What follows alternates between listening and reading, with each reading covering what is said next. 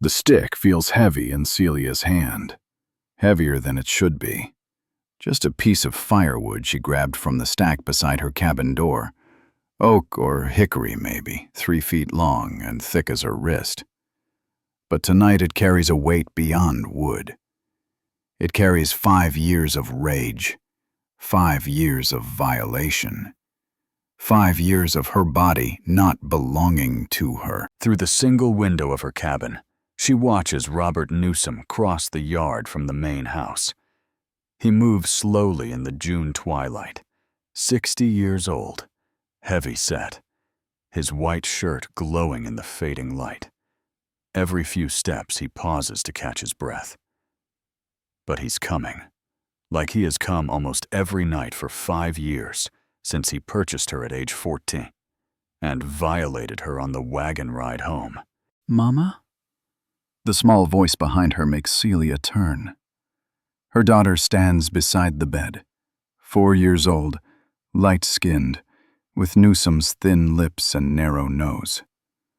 "Is Master Newsom coming again?" "Yes, baby." "I don't like it when he comes." The child's voice is matter-of-fact, stating a simple truth. She has lived her entire life in this cabin. She knows what Newsom's nighttime visits mean, even if she doesn't understand the details. "I know, honey." But tonight, Celia stops. What can she tell this child? That tonight is different? That tonight Mama is going to do something that will end with Mama dead?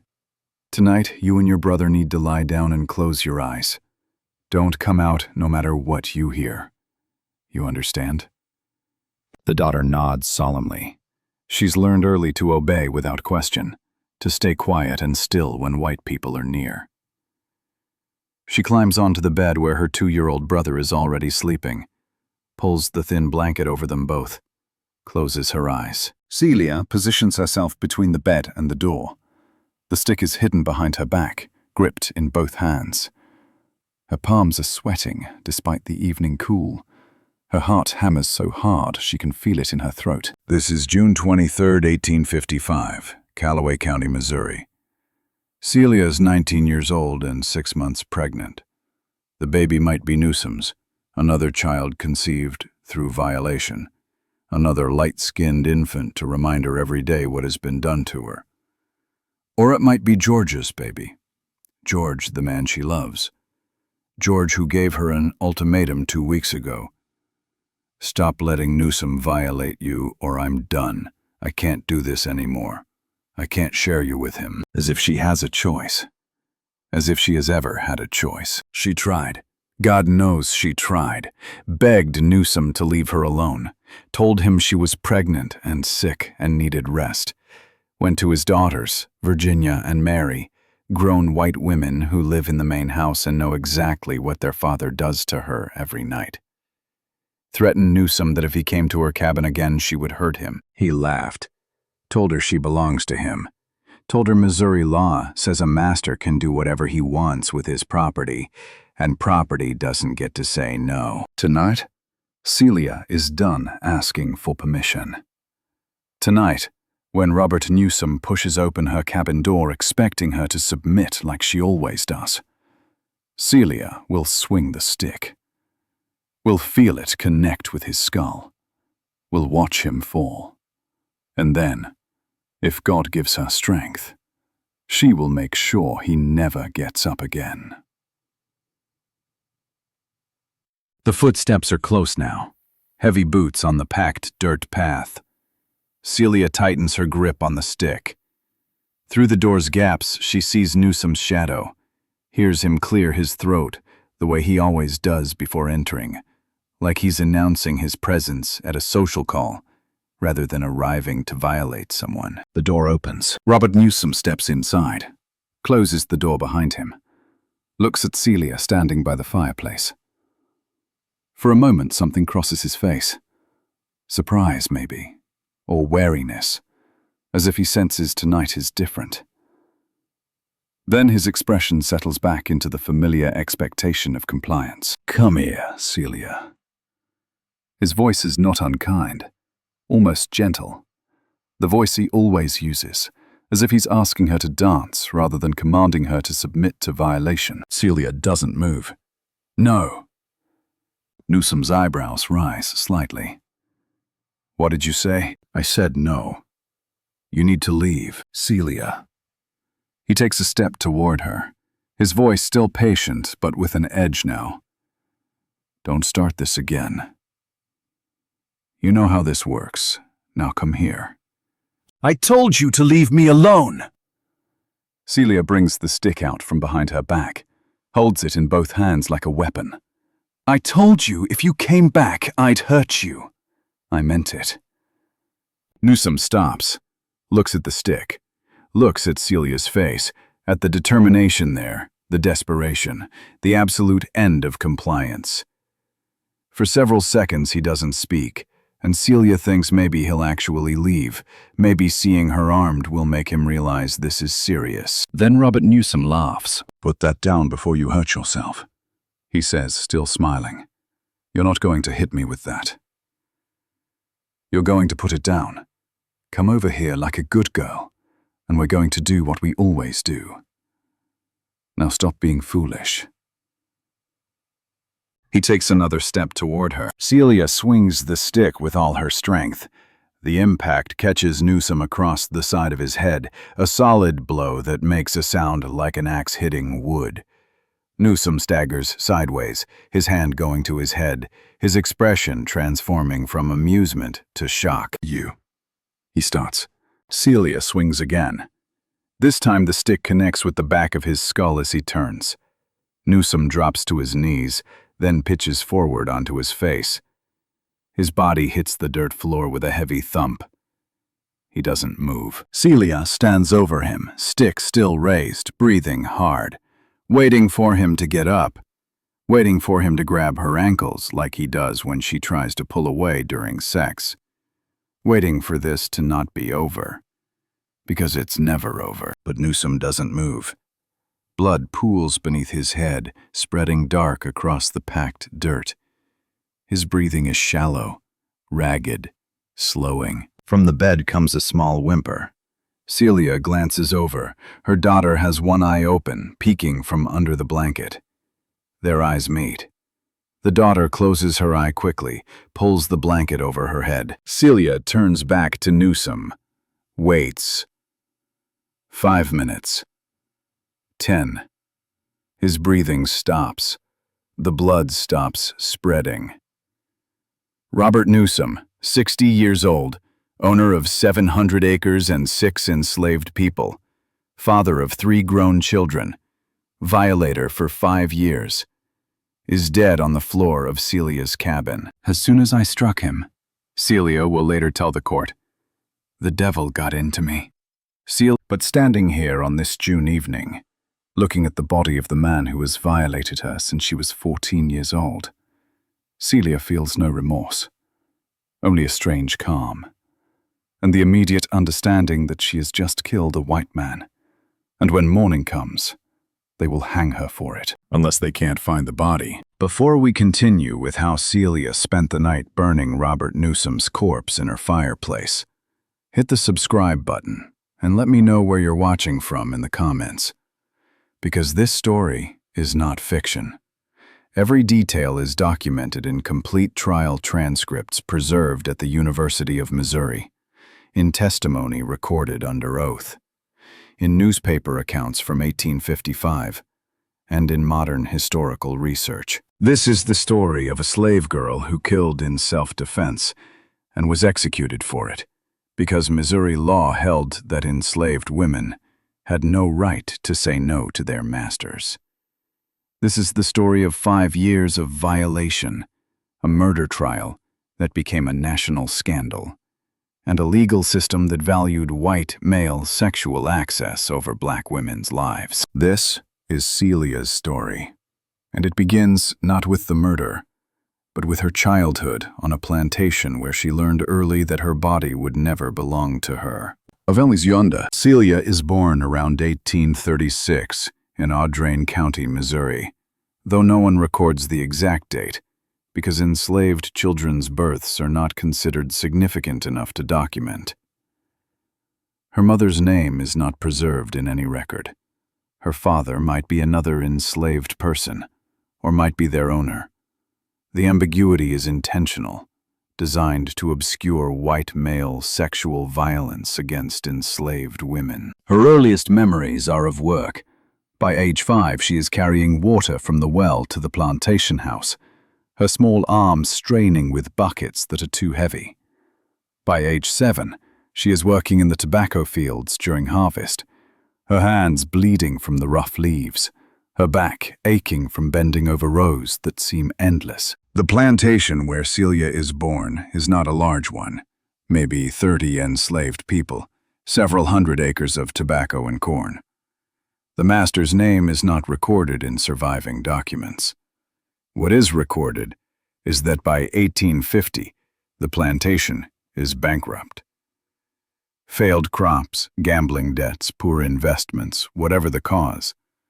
By June 1850, the master owes more than he can pay, and his creditors demand he sell assets to cover the debts. Assets including enslaved people. "You're being sold," Celia's mother tells her one morning in June. "Auction is tomorrow. You need to wash yourself good, braid your hair neat, look healthy so you fetch a good price." "Will you be sold too?" Celia asks. She is 14 years old, small for her age, perhaps 5 feet tall and 90 pounds. She has her mother's dark brown skin, her high cheekbones, her wide-set eyes. "No, just the young ones. I'm too old to bring good money." Her mother's voice is carefully flat, showing no emotion because showing emotion would make this unbearable. "You do what they tell you, you hear? Don't fight, don't talk back, just survive." "Yes, Mama." And Celia. Her mother pulls her close, holds her tight for a moment. "If a white man wants you, you let him. You understand? You fight and they'll beat you or kill you. You just let them do what they want and survive it. That's all you can do." Celia doesn't fully understand what her mother means. She is 14 but sheltered in the way enslaved children sometimes are, kept away from the worst brutalities, allowed a few more years of relative innocence before the full horror of their situation crashes down. But she nods, because her mother's voice carries an urgency that demands agreement. The auction is held in the town square of Audrain County on a hot June morning. 8 enslaved people from the bankrupt plantation stand on the auction block. 5 men, 2 women, 1 teenage girl. Celia is the youngest. The auctioneer is a man named Stevens, known throughout Missouri for his skill at extracting maximum prices. He has Celia stripped to her undergarments so potential buyers can examine her body, checking for signs of illness or injury that would reduce her value. Men circle the platform, looking at her legs, her arms, her torso. One man asks Stevens if she's reached her menstrual cycles yet. "Just started," Stevens says. "Prime breeding age, good hips, should produce plenty of children." Celia keeps her eyes down, like her mother taught her. Doesn't meet anyone's gaze. Tries to make herself small and invisible, even though she's standing nearly naked on a platform, while strange men evaluate her flesh like they would evaluate livestock. In the crowd, Robert Newsom watches. He is 60 years old, a widower whose wife died the previous year. He owns 700 acres in Callaway County, grows wheat and corn, keeps 6 enslaved people who work his fields. His 3 children are grown, 2 daughters, 1 son. Virginia is married with children of her own. Mary is 19 and unmarried. Harry lives in Kansas. Newsom tells himself he needs a house servant, someone to help his daughters with domestic work, cooking, cleaning, laundry. His wife used to manage the household, and since her death, things have been disorganized. A young house servant would solve the problem. But if Newsom needed a house servant, He would buy an older woman with experience. Someone plain and maternal who would focus on work rather than attracting male attention. He wouldn't be staring at a 14-year-old girl on an auction block, noting her smooth skin and developing figure, already imagining what she would look like in his bed. The bidding starts at $200, quickly rises to $300, $400. Other men have noticed what Newsom noticed, that Celia is young and pretty, that she would serve well as a concubine, if not a field worker. $500! Newsom calls out. The bidding continues. $550, $600. Finally, $650, more than most teenage enslaved girls sell for. But Newsom wants her badly enough to overpay. Sold to Robert Newsom of Callaway County. Celia is pulled from the auction block and told to stand beside Newsom's wagon while he completes the paperwork. The bill of sale is simple. Received of Robert Newsom the sum of $650 in full payment for one Negro girl named Celia, aged about 14 years. Warranty of title and soundness. June 1850. Newsom signs the paper, pays in cash counted carefully from a leather pouch. Then he tells Celia to get in the wagon. She climbs into the back among bags of feed and farming tools. Newsom takes the driver's seat, clicks to the horses, and they begin the 12-mile journey to his farm in Callaway County. For the first few miles, Newsom doesn't speak. Celia sits in the wagon bed watching the Audrain County landscape recede. She has lived her entire life in this county. Now she's leaving it forever, going to a new place, to a new owner she knows nothing about except that he paid $650 for her and kept looking at her body during the auction. The sun begins setting. They pass through a section of wooded road where no other travelers are visible. Newsom pulls the wagon off onto a side trail, stops the horses, sets the brake. "Come here, girl." His voice is not unkind, almost gentle, with that coaxing tone people use with the nervous animals. Celia doesn't understand. "Sir?" "I said, come up here." Newsom pats the seat beside him. "I want to talk to you." Celia climbs over the wagon rail and sits beside him. Up close she can smell him, tobacco and sweat and something else, something she will later learn to associate with sexual arousal, but that right now just smells strange and wrong. "You know why I bought you?" Newsom asks. "For housework, sir?" "Partly." Newsom's hand settles on Celia's knee. "But mostly I bought you because you're pretty. And I'm a widower. My wife died last year. A man has needs, you understand." Celia doesn't understand. She is 14 years old and has never been told what happens between men and women beyond vague warnings from her mother. She knows babies come from somewhere, but not how. She knows white men sometimes hurt enslaved women, but not the specifics. "I'm going to teach you your duties now," Newsom says. His hand slides higher on her leg. "You belong to me. Your body belongs to me. Everything about you belongs to me. The law says so. Do you understand?" "Yes, sir."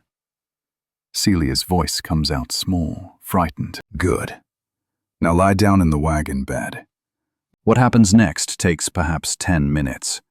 Celia fights at first, instinctively trying to push Newsom away. But he is 3 times her size and 60 times angrier when she resists. He hits her once across the face, not hard enough to leave a mark that his daughters might see, but hard enough to stun her.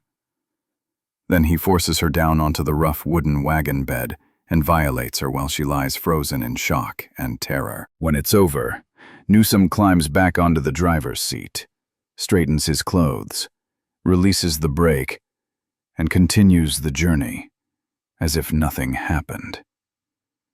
Celia lies in the back of the wagon among the feed bags, bleeding, trying not to cry, because crying seems to make him angry. They arrive at the Newsom farm after full dark. The main house is a substantial 2-story structure painted white with a wide front porch. Behind it are the barn, several outbuildings, and a small cabin set apart from the others, maybe 50 yards from the main house, separated by open yard. "That's where you'll stay," Newsom tells Celia, pointing to the isolated cabin. "Your own place. Better than sleeping in the slave quarters with the field hands, isn't it?" The cabin has one room, a bed frame with a straw mattress, a fireplace for cooking and heating, a single window, a door with no lock. That's all. Newsom lights a candle inside, shows Celia around as if he's presenting her with a gift rather than a prison. "You'll work in the main house during the day. Help my daughters with cooking and cleaning. But nights, you stay here, and I'll come visit you. Understand?" "Yes, sir." "Good girl." Newsom touches her cheek almost affectionately. "You behave yourself, do what I say, and we'll get along fine. Make trouble and you'll regret it. Now get some rest. Tomorrow you start work." He leaves. Celia listens to his footsteps fade across the yard, listens to the main house door open and close, listens to the silence that follows. Then she sits on the bed and allows herself to cry. Deep, wrenching sobs for her mother, for her old life, for the loss of whatever innocence she had left. This is Celia's first night on the Newsom farm. It will not be her last. For the next 5 years, this cabin will be her home and her prison. Robert Newsom will come here almost every night, will violate her repeatedly, will father at least 2 children on her body, possibly 3, and Celia will endure it because she has no choice, because Missouri law says she is property, because fighting means death. Until June 23, 1855, when she decides death might be preferable to one more night of violation. But that is 5 years away. Right now, on this June night in 1850, Celia is 14 years old and crying in a strange cabin, and she doesn't yet know that survival is not the same thing as living. Well, morning comes too early. Before sunrise, someone bangs on Celia's cabin door, a woman's voice calling that it's time to work. Celia drags herself from the bed where she's barely slept, her body aching from the violation, her mind fuzzy from exhaustion and shock. The woman at the door is Virginia Wayne Scott, Robert Newsom's eldest daughter. She is perhaps 35 years old, married to a man named Coffee Wayne Scott, mother to several children. She lives with her family in one wing of the main house, managing the household since her mother's death. "You're Celia." Virginia looks her up and down. "Pa said he bought a house girl. You know how to cook?" "Some, man." "Well, you'll learn the rest. Come on, breakfast needs making." Celia follows Virginia to the main house. The kitchen is in a separate building behind the main structure, a common setup on larger plantations to keep cooking heat and fire risk away from the living quarters. Inside, a middle-aged enslaved woman named Sarah is already working, building up the fire in the massive brick stove. "This is Celia," Virginia says to Sarah. "She's new. Teach her how Pa likes his breakfast." Sarah glances at Celia, and something passes over her face. Recognition, maybe, or pity. She knows. Of course she knows.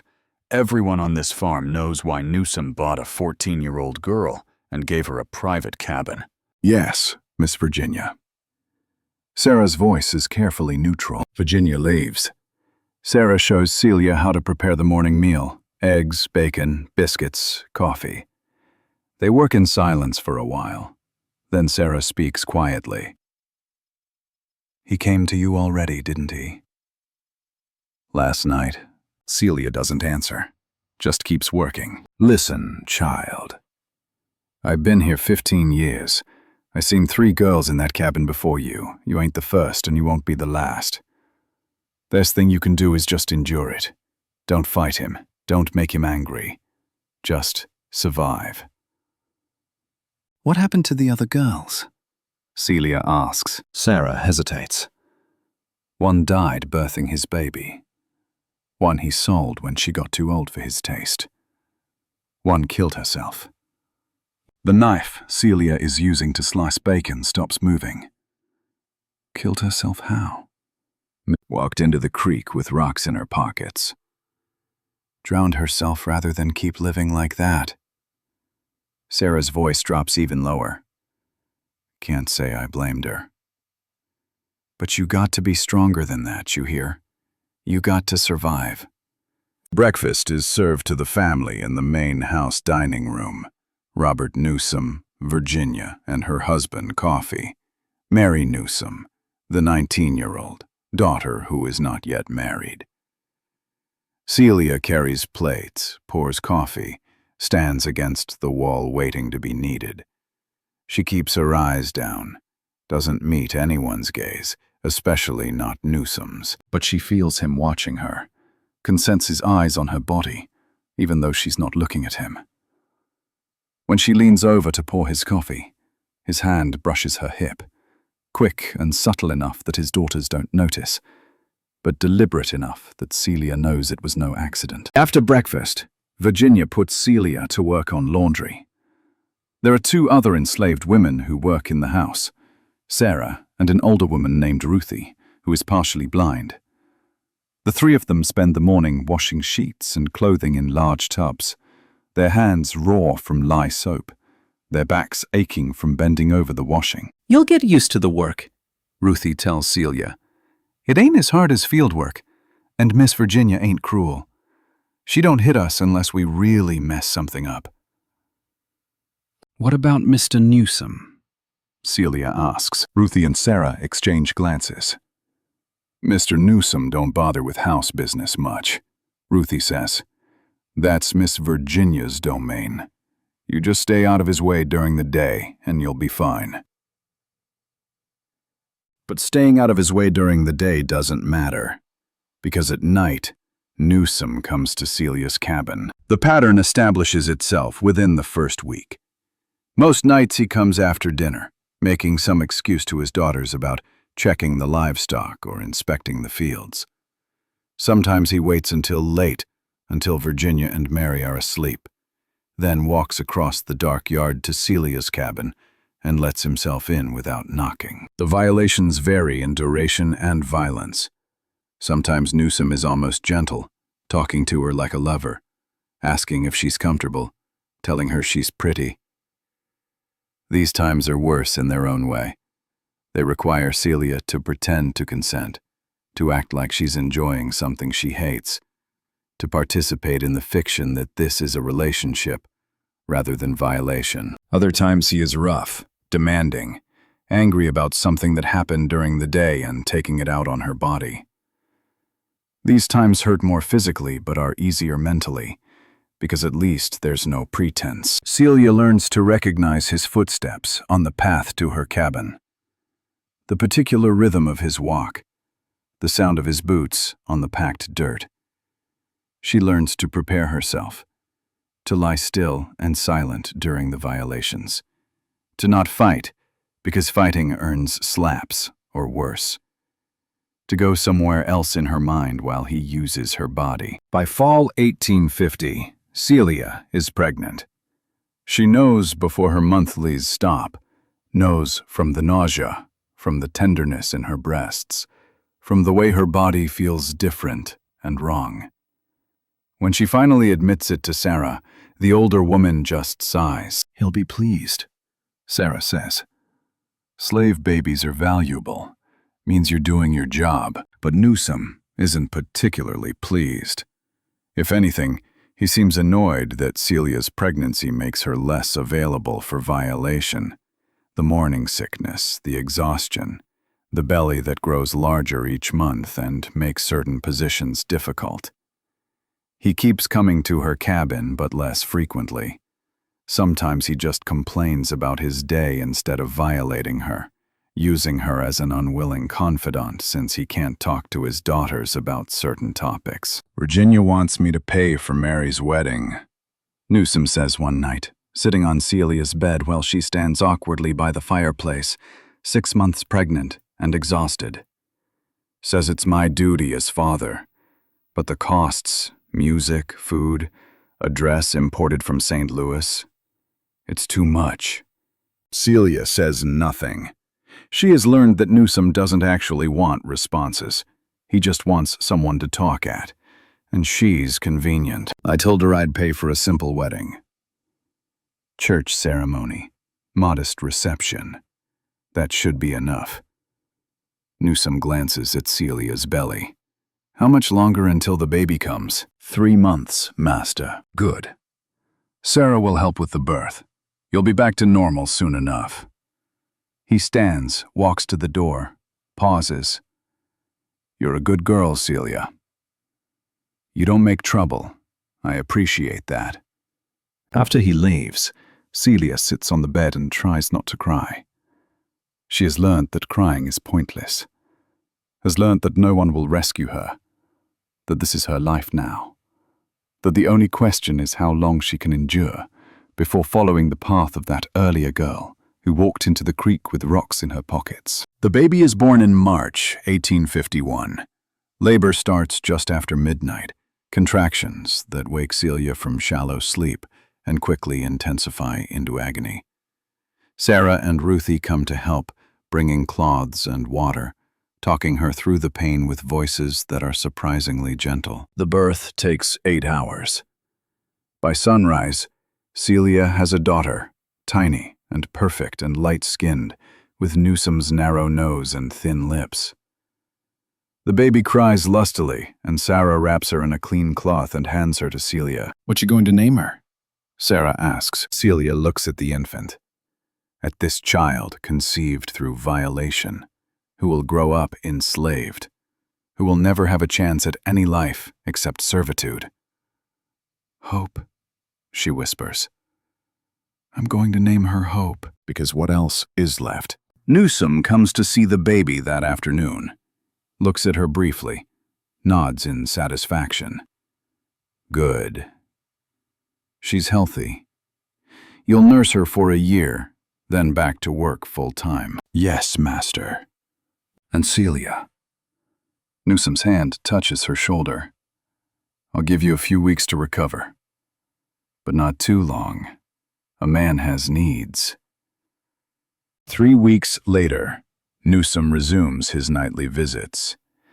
Celia is still bleeding from childbirth, still aching, still exhausted from caring for an infant who wakes every 2 hours to nurse.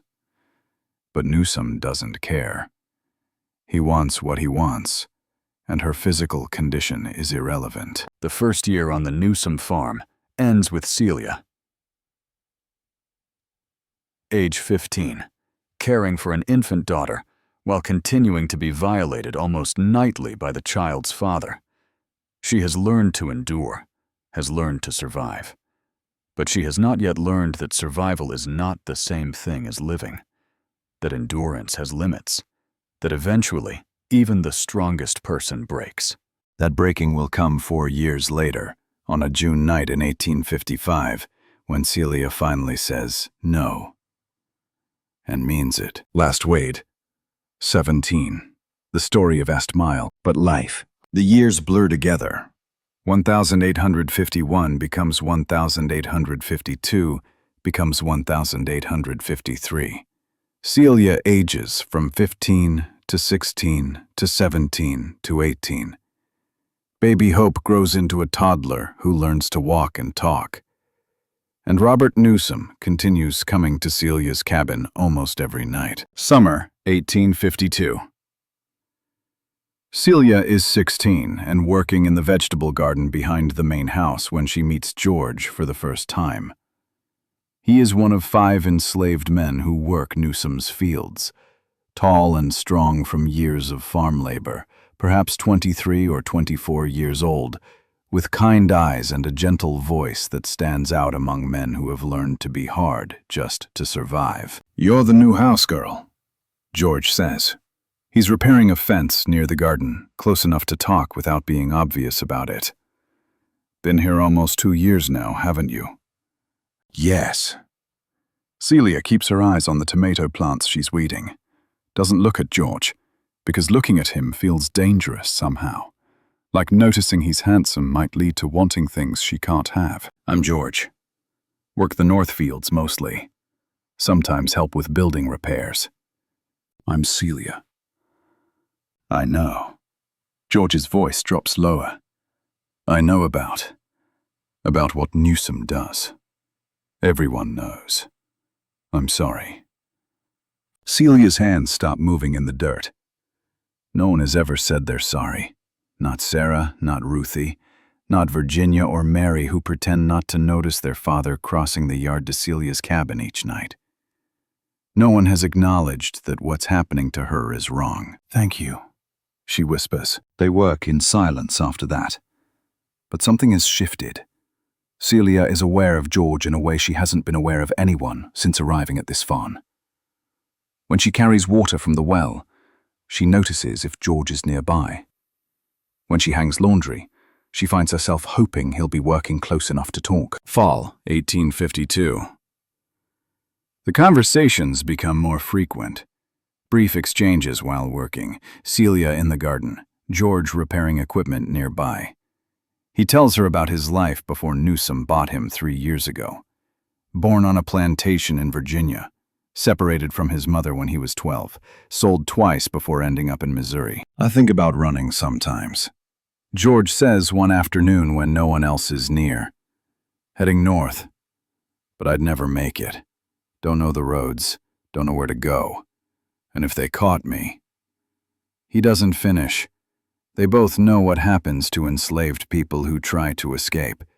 Whipping, branding, sail to the deep south where conditions are even worse. I think about dying sometimes, Celia says quietly. There was a girl in my cabin before me. Sarah said she drowned herself in the creek rather than keep living like this. Don't talk like that. George's voice is sharp. Don't even think like that. Why not? What do I have to live for? You have hope. Your daughter. She needs you. She'd be better off if I was dead. Then maybe Newsom would sell her before she's old enough for him to. Celia can't finish the sentence. Can't voice the fear that's been growing in her mind. That when hope reaches puberty, Newsom will do to her what he's done to Celia. You're going to survive this, George says firmly. You're strong. Stronger than you know. You're going to survive, and you're going to see your daughter grow up, and someday, maybe not soon, maybe not for years, but someday, things will be different. Celia doesn't believe him, but she wants to believe him. And that tiny wanting is the first spark of something other than despair she's felt in 2 years. Winter 1852 to 1853. Celia becomes pregnant again. This baby is definitely Newsom's. She hasn't been with anyone else, hasn't had opportunity or desire, even if such a thing were possible. When she realizes her monthlies have stopped, she considers trying to end the pregnancy. Sarah knows herbs that supposedly cause miscarriage, knows techniques that sometimes work. But abortion is dangerous. Many women die from it. And if Celia survives but Newsom discovers she tried to kill his child, he might beat her to death himself. So she endures the pregnancy like she endures everything else, by separating her mind from her body, by going somewhere else while her stomach swells and her body changes. The second baby is born in August 1853. Another girl, lighter skinned than Hope, with Newsom's coloring but Celia's eyes and mouth. Celia names her Mercy, though she's not sure why. Maybe because mercy is what she prays for each night. Mercy in the form of Newsom dying. Mercy in the form of freedom. Mercy in the form of release from this life. Newsom seems pleased to have fathered another child. It proves his virility, demonstrates his power, increases the value of his property. Each baby Celia produces is worth several $100s that will eventually belong to him or his heirs. 2 daughters, Newsom says the day after Mercy's birth. Both healthy. You're a good breeder, Celia. I chose well when I bought you. Celia says nothing, just holds newborn Mercy and wishes she had the courage to walk into the creek like that earlier girl did. Spring 1854.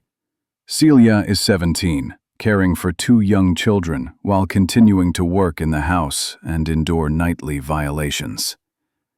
She is exhausted constantly, up multiple times each night with babies, working all day, available to Newsome whenever he wants her. She has lost weight, developed a persistent cough, moves through life in a fog of sleep deprivation and depression. George notices, has been noticing for months.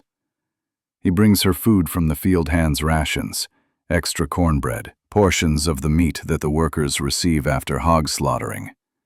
Helps carry water to her cabin so she doesn't have to make as many trips from the well. Plays with Hope when they pass in the yard, making the little girl laugh in a way that makes Celia's heart hurt because her daughter should have a father who makes her laugh, instead of a master who will someday violate her. "Why are you being nice to me?" Celia asks George one evening. He's helping her carry firewood to her cabin, a task she usually does alone. The sun is setting, painting the sky orange and pink. "Because you deserve someone being nice to you," George says simply. "I'm Newsome's property. Everyone knows what I am. You're a woman who's being hurt by a man who has power over you. That's what you are. And you deserve kindness anyway." They stop outside Celia's cabin door. For a moment they just stand there, arms full of firewood, looking at each other. Then George leans forward and kisses her, quick and gentle, barely more than a brush of lips. Celia drops the firewood. The sound of logs hitting the ground is loud in the evening quiet. Inside the cabin, Hope starts crying, startled by the noise. "I'm sorry," George says quickly. "I shouldn't have." "No." Celia touches his arm. "Don't be sorry. Just be careful. If Newsome finds out." "I know." George picks up the dropped firewood, carries it into the cabin, sets it by the fireplace. Hope stops crying when she sees him, reaches up her arms to be held. George picks her up, bounces her gently, makes funny faces that make her giggle. Watching them, Celia feels something crack open in her chest. Something that has been frozen since she was 14 years old. It's not quite hope. That word has been ruined by associating it with a daughter conceived through violation. But it's something adjacent to hope.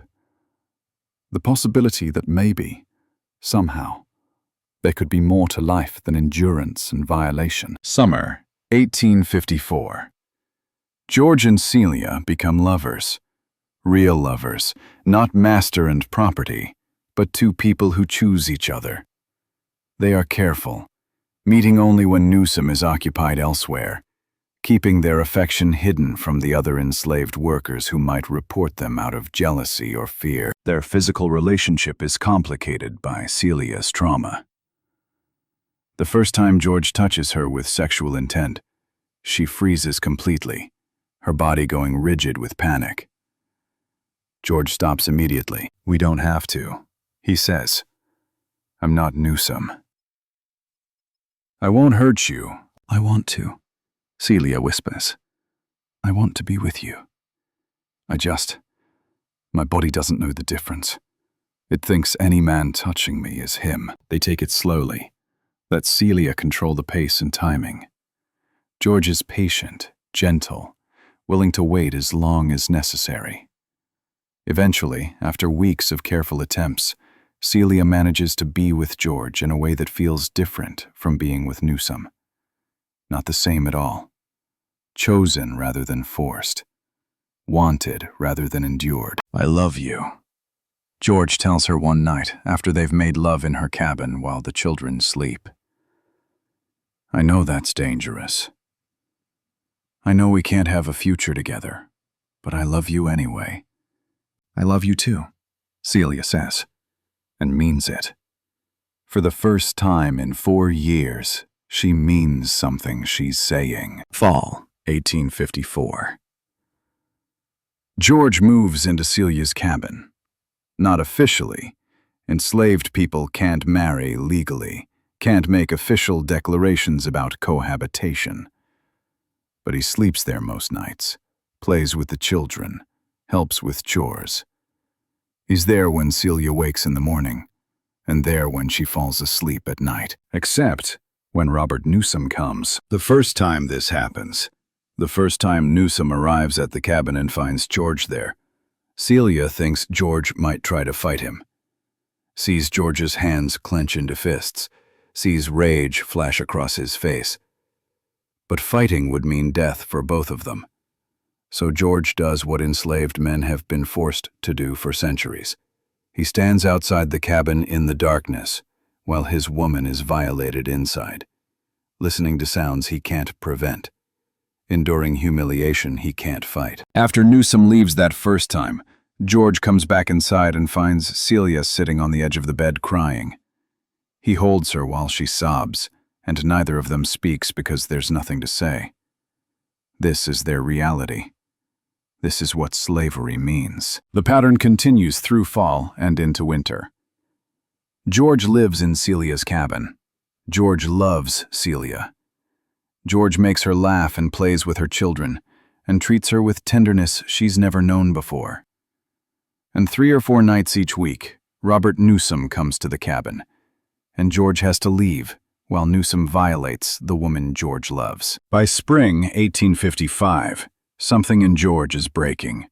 Celia can see it, the way his jaw clenches when Newsom's footsteps approach, the way he won't look at her after Newsom leaves, the way he's become increasingly silent and withdrawn. This can't continue. Something has to change. The breaking point comes in early June 1855.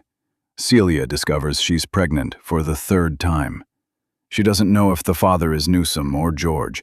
Both have been with her regularly. But the uncertainty is torture for George, who can't bear the thought that he might be raising another of Newsom's children. "You have to make him stop," George tells Celia. They're in the cabin alone. The children are with Sarah for the day, and Newsom is in town on business. "I can't do this anymore. I can't listen to him with you. I can't share you." How am I supposed to make him stop? Celia's voice rises with frustration and fear. "He owns me." "The law says he can do whatever he wants." "I don't care what the law says. You have to find a way. Tell him you're sick. Tell him the pregnancy makes it dangerous. Tell him anything, but make him stop, or I'm leaving." "Where are you going to go?" "I don't know. Somewhere. Anywhere. I'll run if I have to. But I won't stay here and listen to him violate you anymore. I just won't." George's voice breaks on the last words. He turns away so Celia won't see him crying. But she sees his shoulders shaking, sees him cover his face with his hands, sees the complete destruction of this man, who has tried so hard to be strong for her. "I'll try," Celia says quietly. "I'll tell him he needs to stop. I don't know if it will work, but I'll try." So she tries. Begs Newsom to leave her alone. Tells him she's 6 months pregnant and sick and needs rest. Tells him the pregnancy is making her bleed, that continued sex might kill the baby. Tells him George can't bear it anymore, that continuing will cause problems among the enslaved workers. Newsom listens to all of this with increasing irritation. When Celia finishes, he shakes his head. "George has no say in this matter. Neither do you. I own you. I own your body. I can use it however I please. Please, master. I'm begging you. Just for a few months. Until after the baby comes." "No." Newsom's voice hardens. "You're my property, Celia. You don't get to tell me no. You don't get to make demands. Now stop this foolishness and remember your place." Desperate, Celia goes to Virginia and Mary. Catches Virginia alone in the kitchen one morning and tells her everything. The nightly visits, the pregnancies, the pain, George's ultimatum. Virginia listens without expression, her face carefully blank. What do you expect me to do about it? Virginia asks when Celia finishes. Tell him to stop. He's your father. He'll listen to you. My father is a grown man who manages his own affairs. What he does with his property is not my concern. I'm not property. I'm a person. And what he's doing is wrong. Virginia's expression hardens. You are property by law, and nothing my father does is wrong because he owns you. Now get back to work before I have you whipped for insolence. The conversation with Mary goes similarly. Mary pretends not to understand what Celia is talking about, changes the subject, walks away when Celia tries to press the issue. Both sisters have known for years what their father does.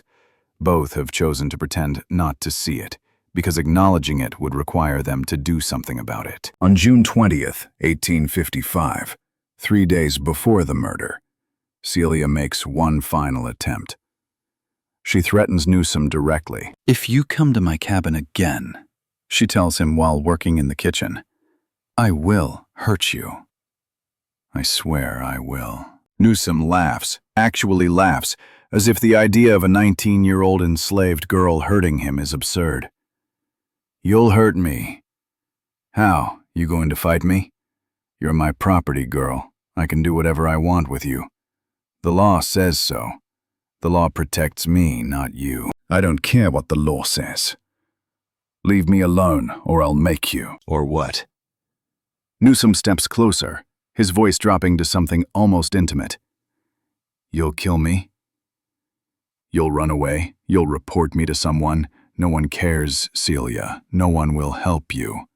You belong to me. Forever. And you need to accept that. He leaves her standing in the kitchen, shaking with rage and despair and the absolute certainty that he's right, that no one will help her, that the law protects him and not her, that her choices are submit or die trying to resist. On June 23rd, 1855, Celia chooses death. After Robert Newsom's body hits the floor and his breathing stops, Celia stands frozen for several minutes. Part of her can't believe it's real, that 5 years of violation have ended with him lying dead at her feet. Part of her expects him to get up, to laugh at her attempt, to beat her for fighting back. But Newsom doesn't move. The blood spreading beneath his head is very real. The stillness of his chest is permanent. From the bed, Hope's small voice. Mama? Is Master Newsom sleeping? Yes, baby. He's sleeping. Close your eyes now. Hope obeys, pulling the blanket over her face.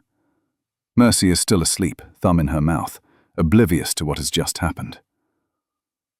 Celia looks at her daughters and realizes they will be taken from her, sold, separated, grown up believing their mother abandoned them.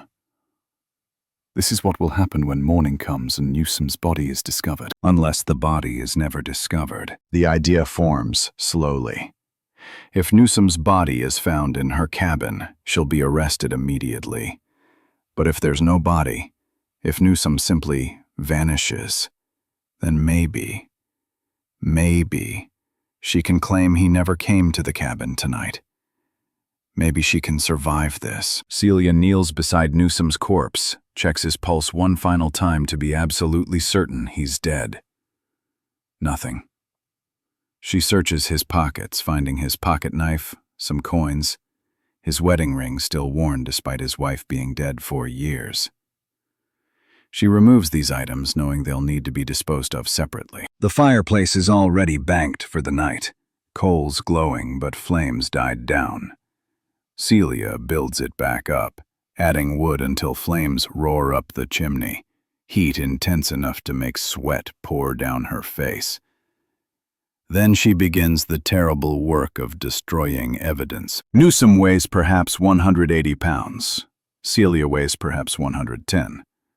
Moving his corpse even 15 feet from where he fell to the fireplace requires 20 minutes of exhausting effort, dragging a few feet, resting, dragging more. His body is already stiffening with rigor mortis, making the task harder. She gets him positioned by the hearth, builds the fire even higher, then begins feeding his body into the flames, piece by piece. The smell is indescribable. Burning hair, burning cloth, burning flesh.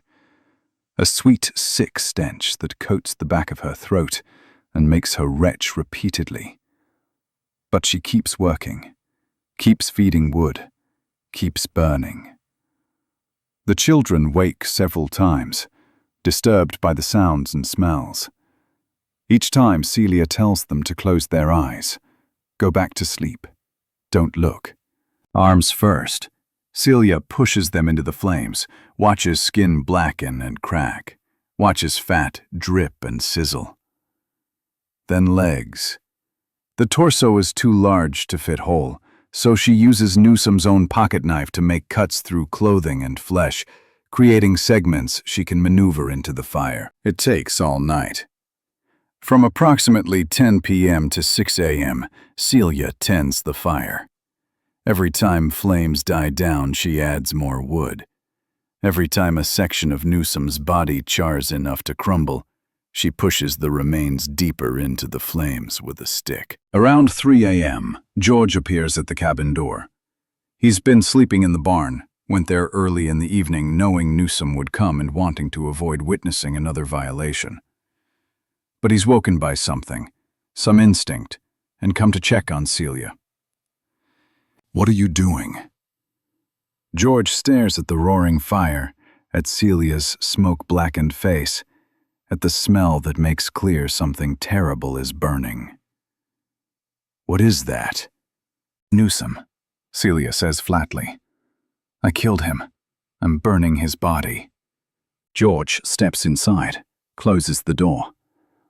For a long moment, he just stares at her. Then, "He finally came one time too many." "Yes." "Good." George's voice is hard. "He had it coming. They'll hang me for this." "Maybe. Maybe not.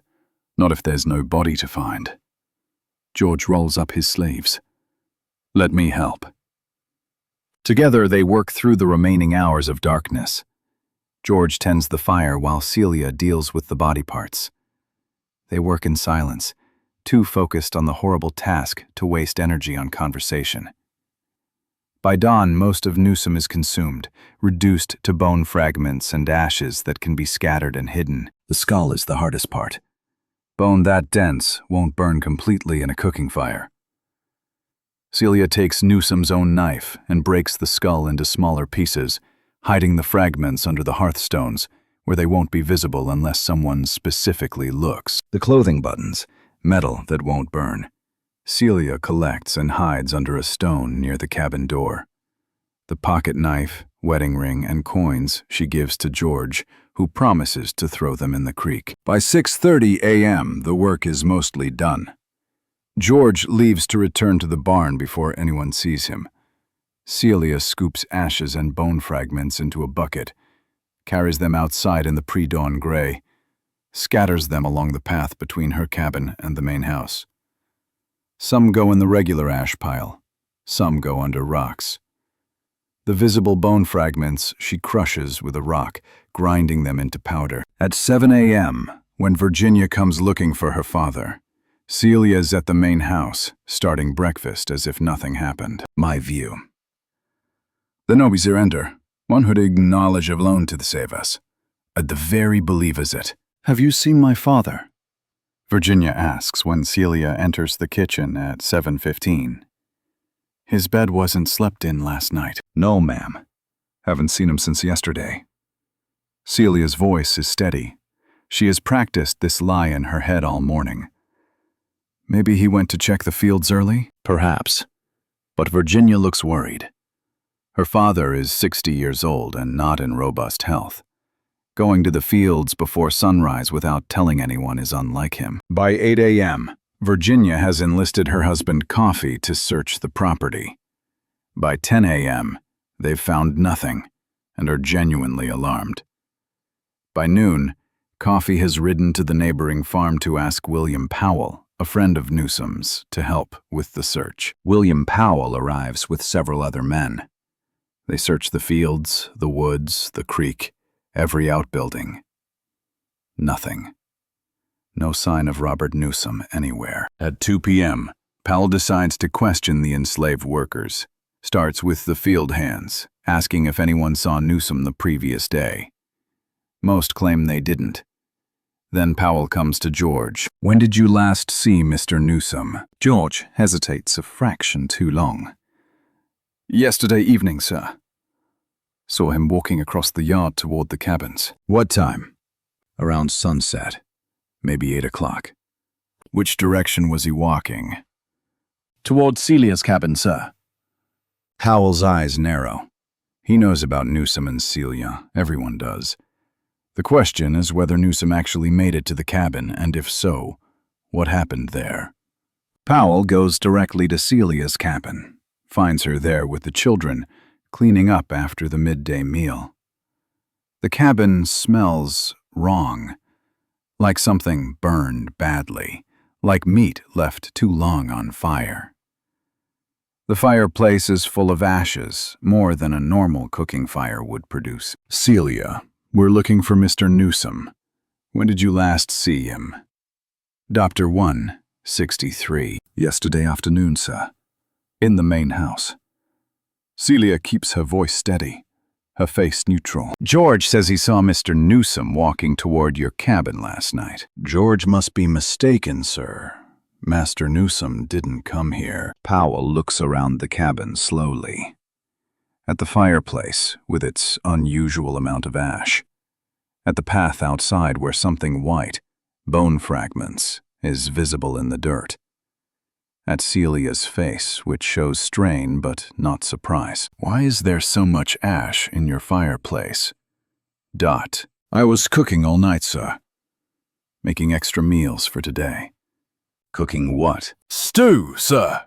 For the field hands' dinner. Where's the stew? Celia hesitates. The pot cracked. It spilled. I had to throw it out. The lie is weak, and both of them know it. Powell steps outside, examines the path between the cabin and the main house. Spots the bone fragments immediately. Picks one up, turns it over in his hand. It's clearly not animal bone. Wrong shape, wrong texture. Celia. Powell's voice is cold now. Tell me the truth. Where is Mr. Newsom? I don't know, sir. I think you do. I think you know exactly where he is. Powell moves closer, looming over her. You tell me right now, or I'll have your children taken away. I'll sell them so far south you'll never see them again. Is that what you want? Celia's resolve breaks. Not for herself. She accepted death when she swung the stick. But for her children. The threat to hope and mercy destroys her last defense. He came here last night, she whispers. Came to my cabin like he always does. I told him to leave me alone. I was sick. Pregnant. I told him I'd hurt him if he didn't stop. He wouldn't stop. He reached for me and I hit him with a stick. Where is he now? Celia looks at the fireplace, looks back at Powell. I burned him. All night. He's gone. Powell stares at her. For several long seconds he doesn't speak, just processes what this 19-year-old pregnant girl has told him. That she murdered her master and burned his body. Then he turns and walks quickly back to the main house. Within an hour, the cabin is swarming with men. They search the fireplace, finding bone fragments exactly where Celia said they would be. They search the path, finding more bones. They find the metal buttons from Newsom's clothing under the stone near the door. Every detail Celia confessed matches the physical evidence. By 5 p.m., Sheriff William Snell arrives from Fulton. By 6 p.m., Celia is under arrest, charged with first-degree murder of Robert Newsom. George is also arrested initially, suspected of helping with the murder. But Celia insists repeatedly that George had nothing to do with it, that he was in the barn all night, that she acted alone. He didn't know until after, Celia tells Sheriff Snell. He came to check on me in the morning and found me burning the body. He helped me finish, but he didn't kill Master Newsom. That was just me. After 2 days of questioning, George is released, and then immediately sold. Virginia and her siblings, now Newsom's heirs, sell George within a week to a plantation in southern Missouri. Whether to punish him or simply to remove him from the property, the result is the same. George and Celia never see each other again. Celia remains in the Callaway County Jail. Her trial is scheduled for October 9th, 1855, 4 months away. She is 19 years old and 6 months pregnant. And she will spend those months in a cell, knowing that Missouri law considers her property with no right to defend herself from violation, and that her punishment will almost certainly be death. For it. We would learn to Day 1, October 9th, 1855. The Callaway County Courthouse is packed. Celia sits at the defense table flanked by her court-appointed attorneys. John Jameson, a respected lawyer who served in the Missouri State Legislature, and 2 younger assistants, Isaac Boulware and Nathan Coons. Across from them sits prosecutor Robert Pruitt, whose opening argument is brief and devastating. "Gentlemen of the jury," Pruitt says, "the facts of this case are simple. On June 23, 1855, the defendant, Celia, murdered her master, Robert Newsom, with premeditation and malice. She struck him twice with a stick, killing him. She then burned his body in her fireplace to destroy evidence. She has confessed to these acts. Missouri law is clear. Murder of a white man by a slave is a capital offense.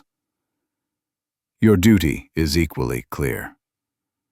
Find her guilty and sentence her to death." Jameson stands for the defense.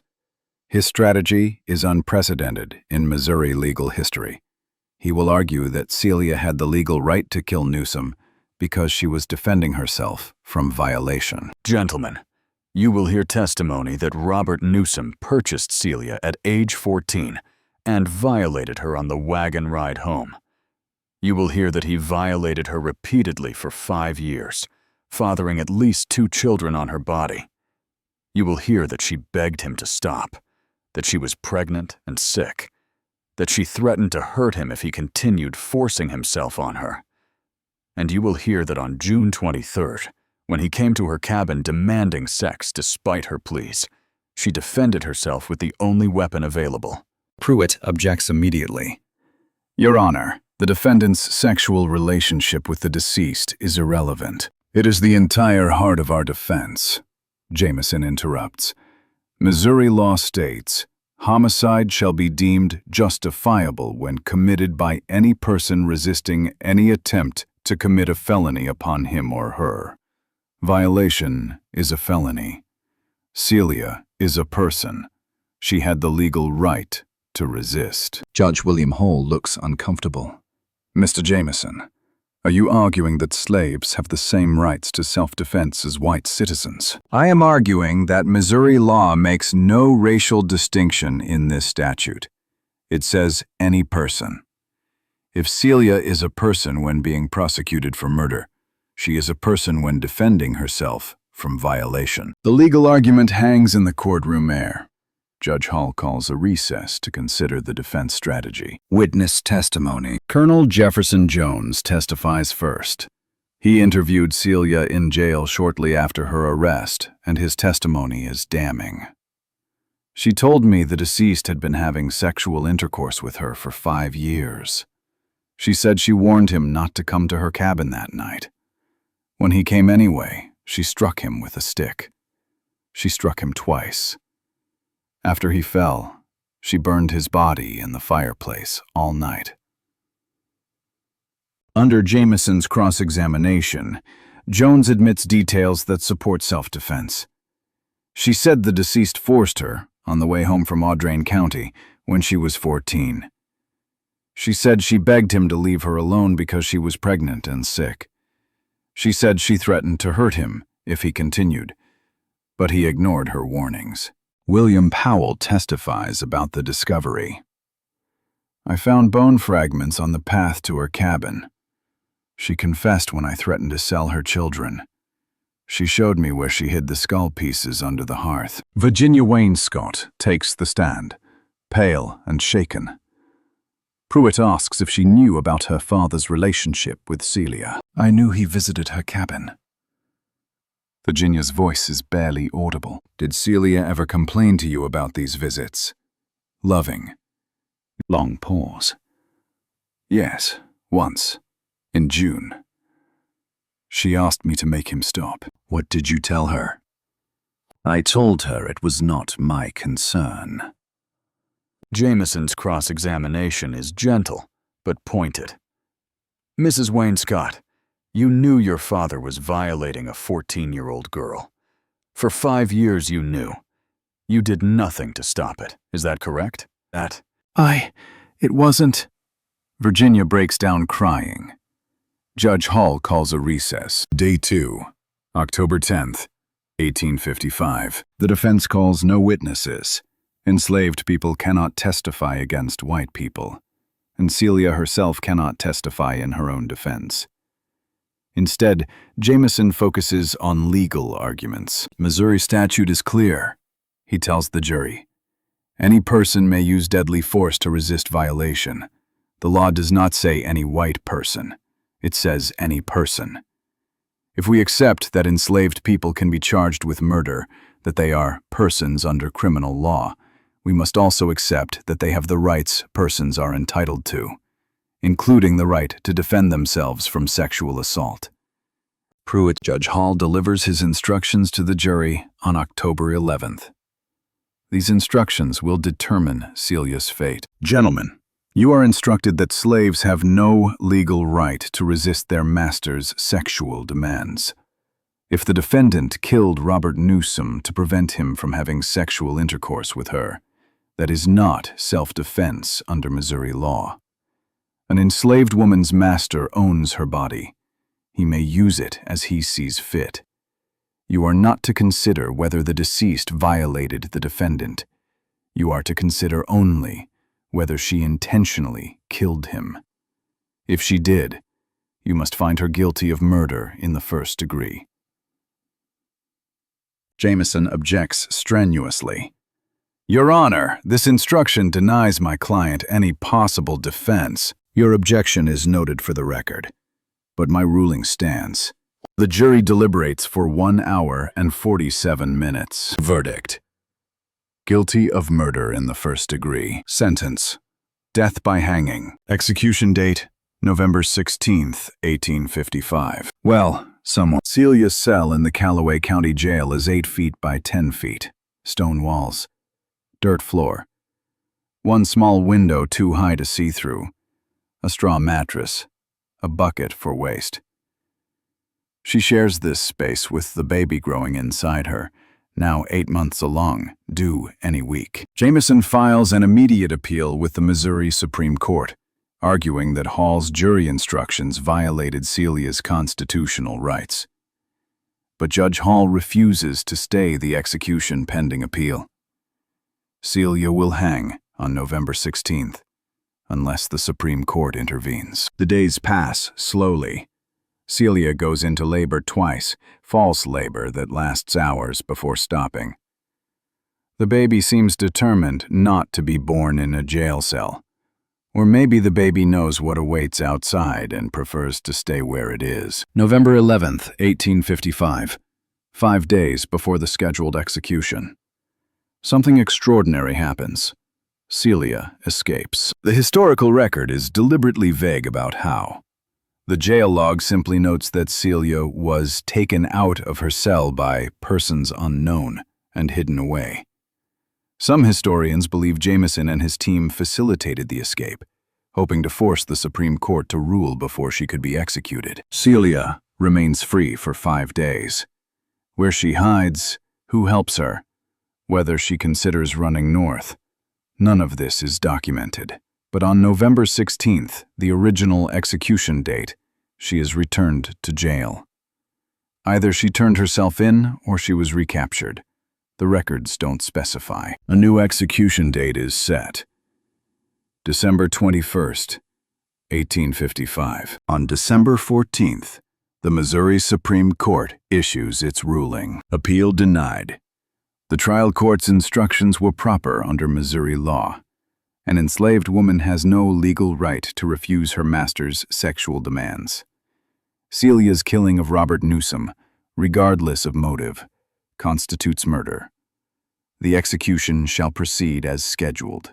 Asterisk. 7 days. Celia has 7 days left to live. When I was younger, Celia wakes on her final morning still pregnant. 9 months now. The baby should have come weeks ago, but hasn't. Maybe some bodies know when birth would be a death sentence for the child. The jailer brings breakfast, cornbread and weak coffee. Celia cannot eat. Her stomach is too tight with fear and the baby pressing against her ribs. At noon, a minister arrives. Reverend Charles Davis, who wants Celia to confess her sins and seek God's forgiveness. I already confessed, Celia says. I killed him, but I won't apologize for defending myself. If that sends me to hell, then hell is where I belong. Reverend Davis leaves, disturbed by her lack of repentance. At 2 p.m., the jailer opens her cell. Time to go. Celia stands. Her hands are bound behind her back with rough rope. Her feet are left free. She must walk to the gallows in the courthouse yard. She wears a simple dress, patched and worn. Her hair is uncovered, hanging loose to her shoulders. The walk from cell to gallows is perhaps 50 yards.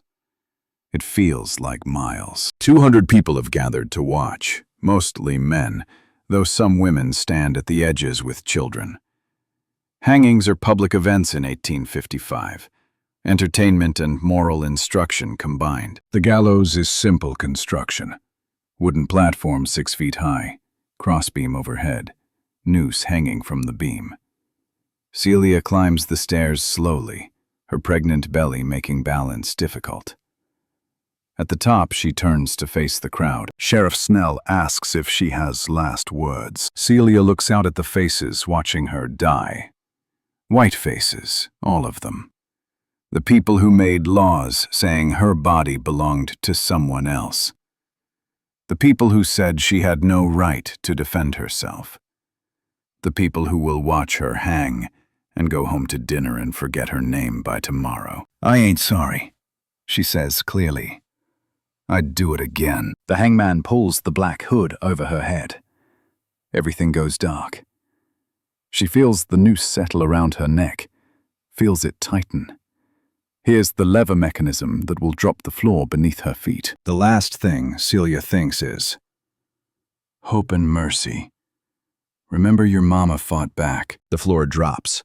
The rope catches. Death is not instantaneous. The drop is poorly calculated. Celia strangles slowly over several minutes while the crowd watches. Some people turn away. Most watch until she finally goes still. After 15 minutes, the doctor checks for pulse, pronounces her dead. The body is cut down and wrapped in a sheet. Celia's children are not present at the execution. Hope and Mercy have already been sold to separate plantations. They will never know what happened to their mother. Will grow up believing she abandoned them. The baby Celia was carrying is not mentioned in any official record. Stillborn, or killed, or sold. No one documented its fate. Celia is buried in an unmarked grave in a colored cemetery outside Fulton. Within 5 years, no one remembers exactly where. She was 19 years old. Yes, for over a century, Celia's story was mostly forgotten. The trial transcript was preserved in university archives, but few people read it. Then in 1991, historian Melton McLaurin published Celia, a Slave, reconstructing her story from trial records. The book sparked outrage. Legal scholars analyzed Judge Hall's jury instructions and called them more racist than Dred Scott. Women's rights advocates embraced Celia as a symbol of resistance against sexual violence. The Me Too movement referenced her case, a woman executed for saying no to violation. In 2018, activists began petitioning for a posthumous pardon. Missouri governors ignored the requests for years. Then on December 20th, 2024, 169 years and 364 days after her execution, Missouri Governor Mike Parson issued a full pardon to Celia, stating, "Celia was a victim who was denied her natural right to defend herself. She was executed for defending herself against her violator and master. This pardon acknowledges that fundamental wrong." Asterisk. It doesn't bring her back, doesn't reunite her with her children, doesn't undo 5 years of violation or the terror of that final walk to the gallows, but it says her name. It acknowledges that what happened to her was wrong. It recognizes that she had the right to fight back. Celia of Missouri, born approximately 1836, purchased at 14, violated for 5 years, killed her violator, hanged at 19 while pregnant. She defended herself when no one would defend her. She said no when the law said she had no right to refuse. She chose death over continued violation. And 169 years later, the state that executed her finally admits she had the right to fight back.